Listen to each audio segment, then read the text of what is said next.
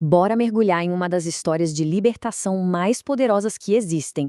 É a jornada de um povo escravizado que desafiou o império, uma luta assim monumental pela liberdade contra tudo e contra todos.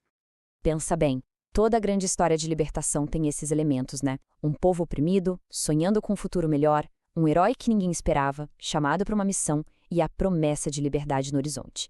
É exatamente aqui que a nossa jornada épica começa. E aí que fica a grande pergunta: como, afinal, um povo escravizado consegue se libertar do império mais poderoso do planeta?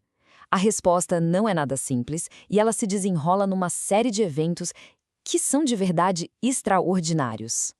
Vamos para o nosso primeiro ponto, a escravidão no Egito. Para a gente entender a jornada, primeiro a gente precisa sentir o peso da opressão que fez tudo isso ser necessário. A raiz de todo o conflito? Medo. Simples assim. Os israelitas que tinham chegado no Egito como convidados cresceram, prosperaram.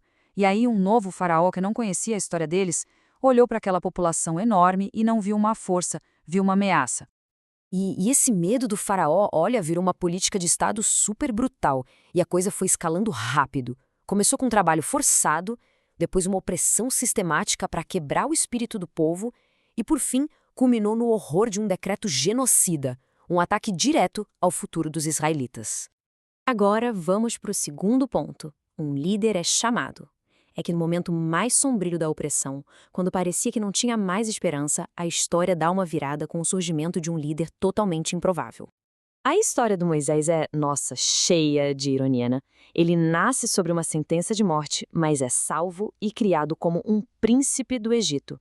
Só que a identidade dele o leva a se tornar um fugitivo e por 40 anos ele vive uma vida simples, bem longe do seu destino. E então, com 80 anos, quando a vida dele parecia já definida como pastor, ele recebe um chamado divino. A voz na sarça ardente dá a ele uma missão que parece impossível. Ir lá confrontar o homem mais poderoso do mundo e exigir a liberdade do seu povo. E isso prepara o palco para o grande confronto da história. As 10 pragas. Um embate épico de vontades entre um pastor meio relutante e um rei que não cedia por nada, com o destino de uma nação inteira em jogo. O que acontece a seguir é um ciclo, que chega a ser frustrante de verdade. A cada vez que Moisés pede a liberdade, a resposta é a mesma. A recusa do faraó não é só política. É um endurecimento do coração. Ele se fecha para qualquer apelo de razão ou compaixão. E aqui fica claro aquele princípio de causa e consequência. Cada não do faraó só aumenta a aposta, provocando uma intervenção divina cada vez mais pesada sobre o Egito. A primeira praga, ela ataca bem no coração do Egito, o rio Nilo. A fonte de vida do país se transforma em sangue, vira uma fonte de morte. Logo depois, uma infestação que, nossa, tomou conta de tudo. As rãs saem do rio e invadem cada canto da vida egípcia, das casas mais simples aos palácios. A ordem natural das coisas estava sendo completamente virada de cabeça para baixo. E as pragas vão ficando cada vez mais destrutivas. Na sétima, a própria natureza se vira contra o Egito. Uma tempestade de granizo e fogo cai do céu, destruindo plantações, rebanhos, uma demonstração de poder sobre os elementos. A nona praga já é uma coisa psicológica, uma escuridão tão densa que diziam que dava para sentir, que paralisou a nação mais poderosa do mundo por 3 dias, um ataque direto ao Deus Sol deles, Ra. Mas acredite, mesmo depois de tudo isso, o coração do faraó continuava duro como pedra. Foi preciso uma última e terrível praga para finalmente quebrar a resistência dele. E com isso, a gente chega ao clímax da história no Egito. A fuga da Páscoa com a praga final e uma corrida desesperada em direção à liberdade. Mas antes do golpe final, os israelitas recebem uma instrução, uma que vai ser crucial e que vai se tornar central para a identidade deles. A Páscoa não é só um ritual, é um ato de fé, de obediência, um sinal que os diferencia e protege do que está por vir.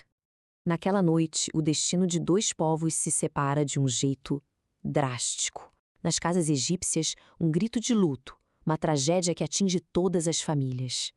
Nas casas israelitas, o silêncio da salvação, protegidos pelo sinal na porta. E foi essa perda pessoal, essa dor, que finalmente quebrou a resistência do faraó. Ele não só permite, ele ordena que os israelitas saiam, imediatamente. A partida é tão às pressas que eles fogem sem nem ter tempo para o pão crescer, um detalhe que se tornaria um símbolo eterno da libertação deles. Mas calma lá, a liberdade ainda não estava garantida. Pelo contrário, o confronto final e o milagre mais famoso dessa jornada toda ainda estava por vir. Imagina o pânico, a liberdade ali, tão perto, mas de repente o faraó se arrepende e manda o exército atrás deles. Eles estão encurralados. Na frente, um mar que não dá para atravessar. Atrás, a fúria do império. Parecia o fim da linha, sem escapatória. E é aí que o impossível simplesmente acontece.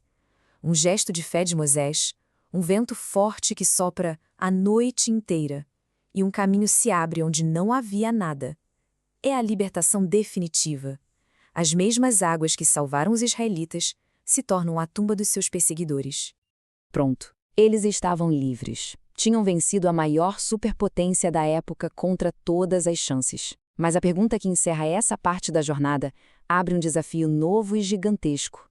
A luta pela liberdade física tinha acabado, mas a jornada para forjar uma identidade, para construir uma nação, essa estava só começando.